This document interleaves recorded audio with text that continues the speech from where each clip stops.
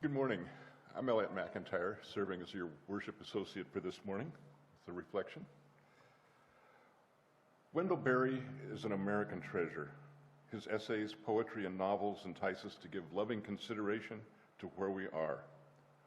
Our call to worship this morning reminds us that no matter how long or short our spiritual journey, at last we learn to be at home. I've always been fascinated by my relationship to places. More decades ago than I care to think about, anthropologist Carlos Castaneda wrote a book called The Teachings of Don Juan, about his apprenticeship in northern Mexico with a Yaqui shaman named Don Juan Matus. Although his accounts are now generally viewed as fictional, they had a real impact on popular culture in the early 1970s. One aspect that resonated with me was Don Juan's insistence that certain places have great psychic and emotional importance to a person. It's important to find one's place. In Berry's words, our home. This can work on many levels. It can be a general area, or it may be a very specific, as a particular part of a room. When you find it, there's a certainty that you are where you are meant to be. Both Marina and I were born and raised in Southern California, but we also spent extended periods living elsewhere. We lived for a time in Baltimore, another time just outside DC, spent a year in Sweden, and Marina spent 3 years working in Boston. All of this convinced us that we are truly West Coast people. So many things on the East Coast just seemed wrong. The air and light were wrong. The sky was too small. The ocean was on the wrong side of the beach. And the water was too warm. One friend in Boston told Marina, quote, "You just wouldn't be a good Pilgrim girl." When we retired from our careers and moved from Los Angeles to Eugene, there was a minimum of discussion. It just felt like the right place. Similarly, 11 years later, when we moved to Portland, it required little thought. It just felt right. I think Don Juan, fiction or not, was right. There are certain locations that resonate, that make one feel at home. In a similar way, there are social situations that feel right. Sometimes you meet someone and you instantly know, this person could be a friend. Or you go to a meeting of an organization and you're sure you would fit in there.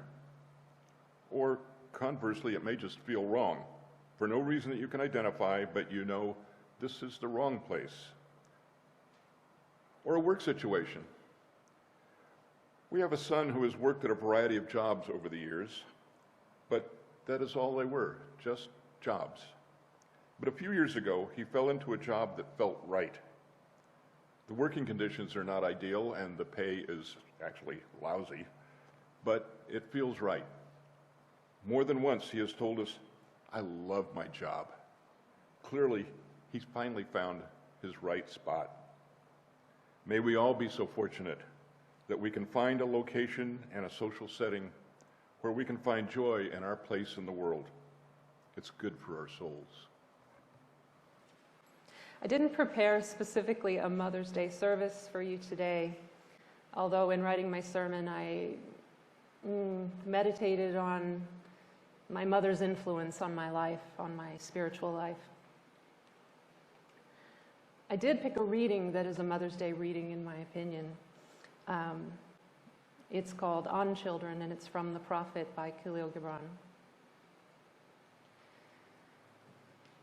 And a woman who held a babe against her bosom said, "Speak to us of children." And he said, "Your children are not your children.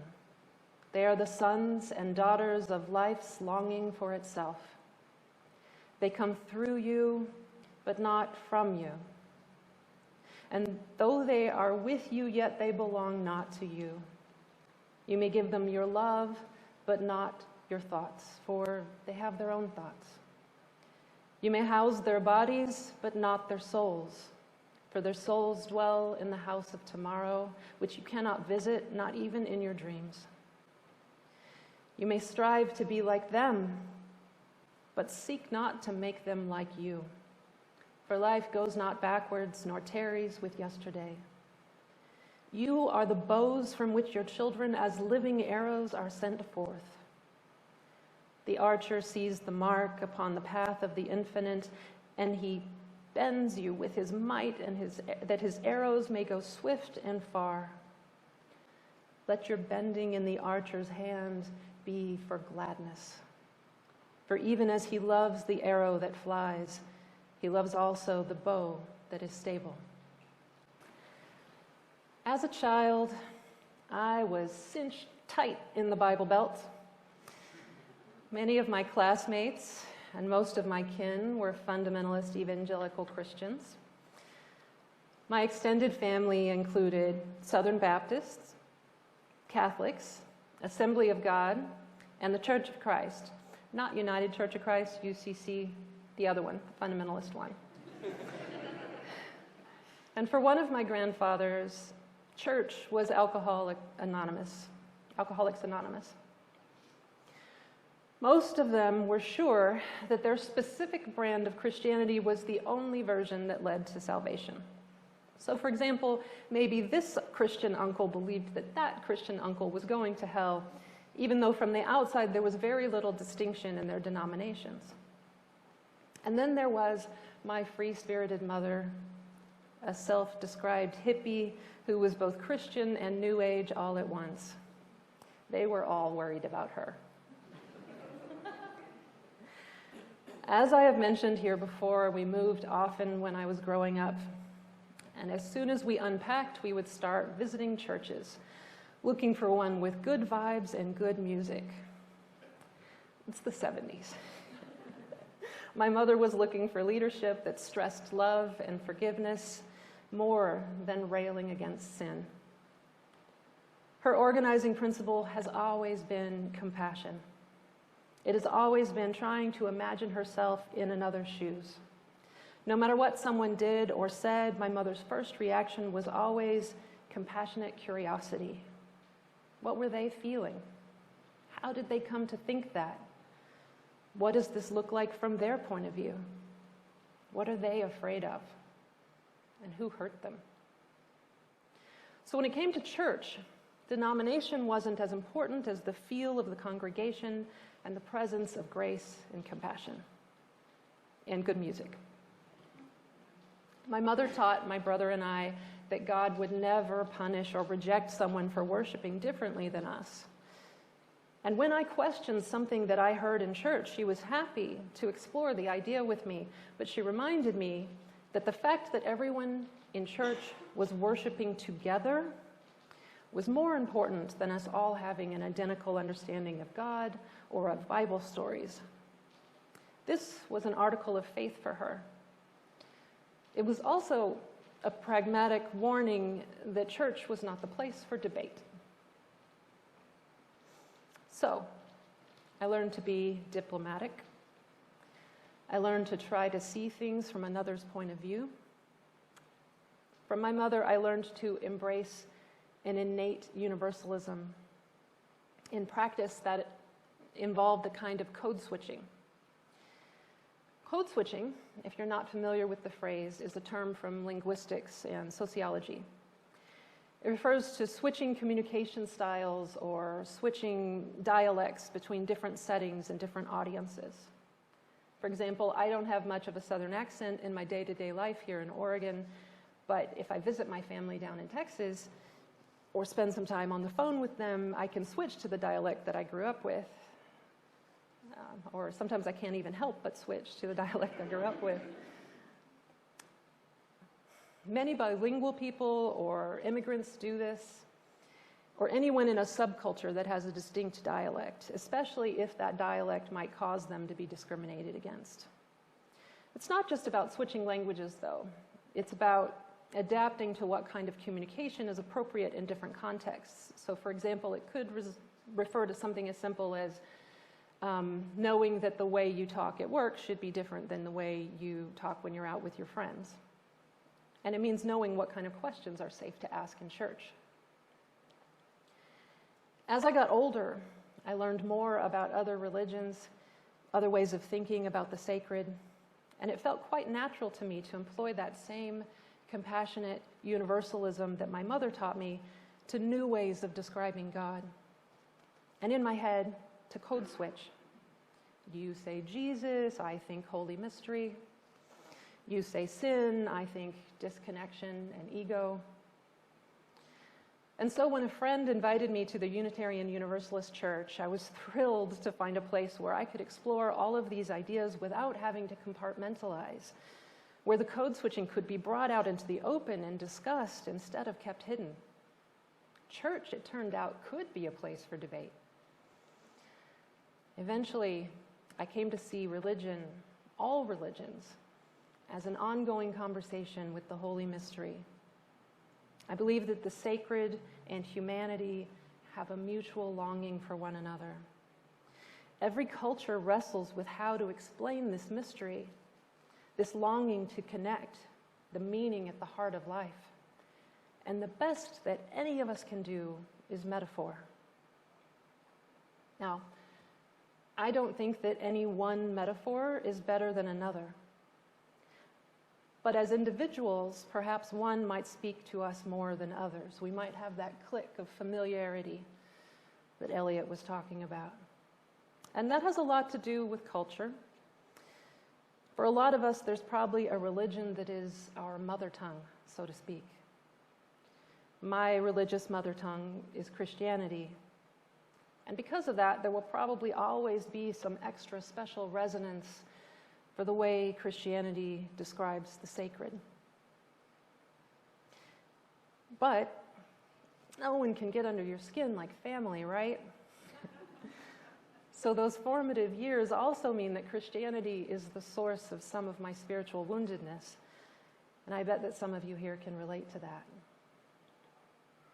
As a young person, I gradually became aware, as many of us do, of the ways that systemic sexism and homophobia impacted myself and my friends. And the role that Christianity played in that oppression was obvious.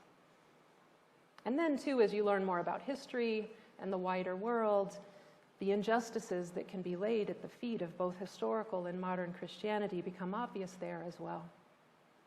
Many atrocities have been committed in the name of Christianity. And to me, in those days, it felt like Christianity had broken my heart.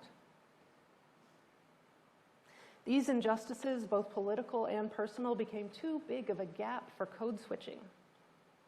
And it seemed to me at that time that other faith traditions were better, that they were less oppressive, less heartbreaking. But today, I see it differently. The thing is, it's really difficult to separate the ideal of a religion from the practice of it.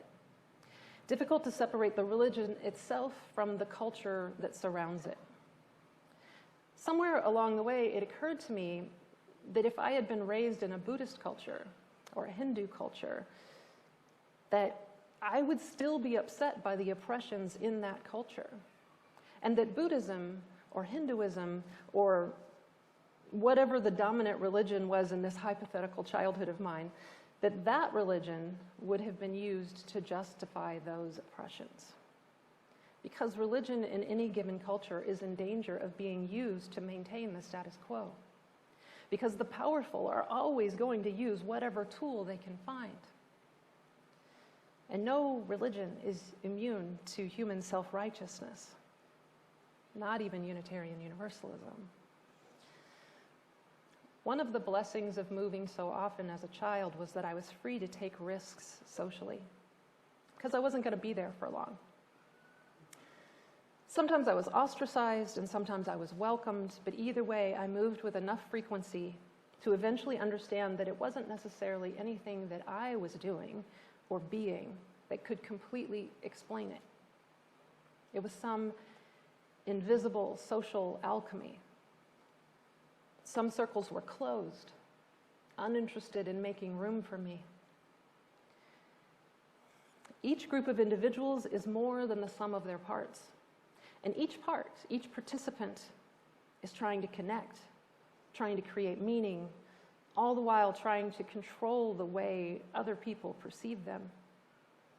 These efforts often fail, even usually fail, and that failure causes suffering.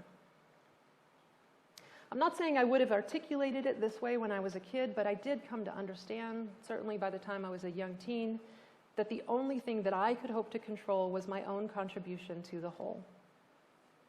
And of course, it helped that I had my mother's voice urging me to compassionate curiosity. So as a co-creator in any moment of connection, what meaning could I help make? I could be open and kind, curious, or I could be anxious or defensive or resentful. What contribution did I want to make?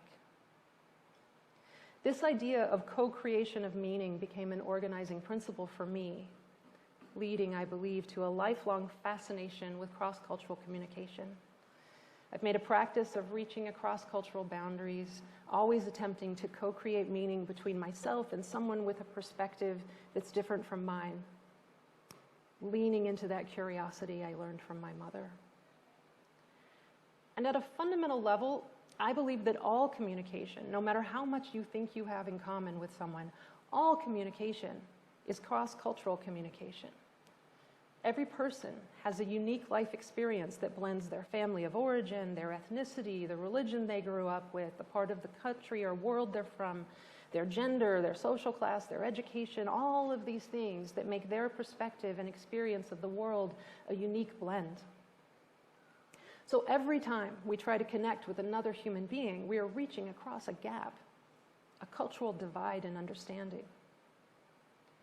I perceive this exchange to be spiritual in nature. It's an act of co-creation, and creation is fundamentally sacred work. For me, this reaching across a divide, spanning a gulf in understanding, that's the longing for meaning and connection, the rebinding that religion, all religion, is aspiring to accomplish. And since the human condition is to be unfinished, imperfect, and impermanent, we're likely to fail to make that connection more often than not. We may fail in small ways, one-to-one, or we may fail in big ways, like using religion, any religion, to justify the oppression of others. If we're successful in making a connection, a meaningful connection, then we can rest assured that it's the work of a moment. This is like a bicycle. You don't have balance that you just keep. Once you achieve the balance, you have to work for the balance, right? You still got to work. And this is the tricky bit. We cannot be open to co-creating meaning without being open to change within ourselves. The fear of change is antithetical to true connection.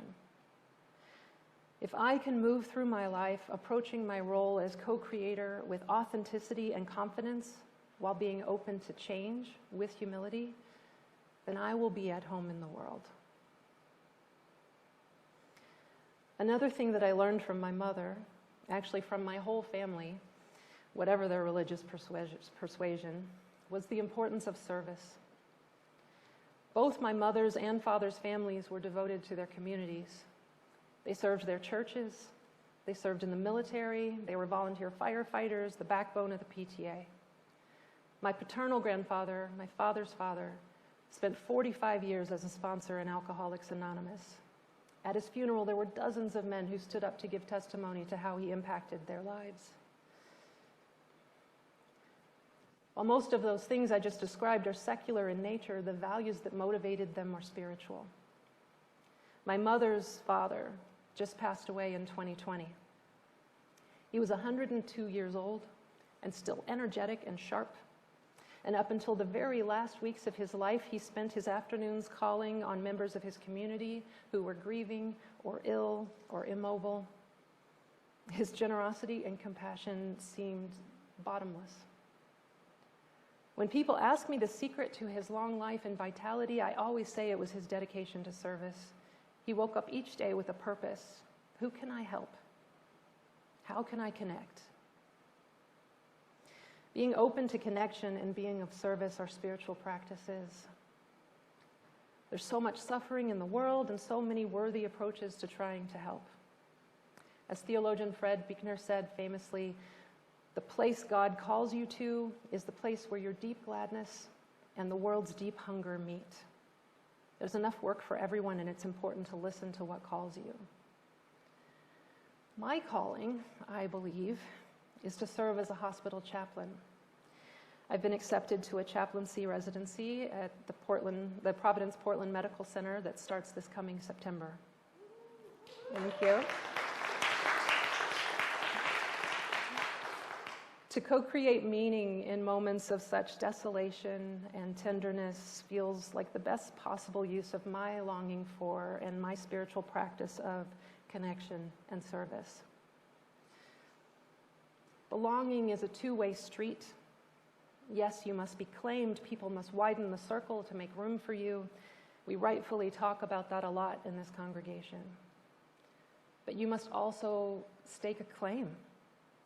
Being at home in the world means recognizing that you are co-creating meaning in every moment of your life, in every encounter, in every experience. I have loved being your intern minister these last 2 years. I practiced it. I wasn't going to cry. I am deeply grateful. It's that co-creation, see, because it's different when you're in the room.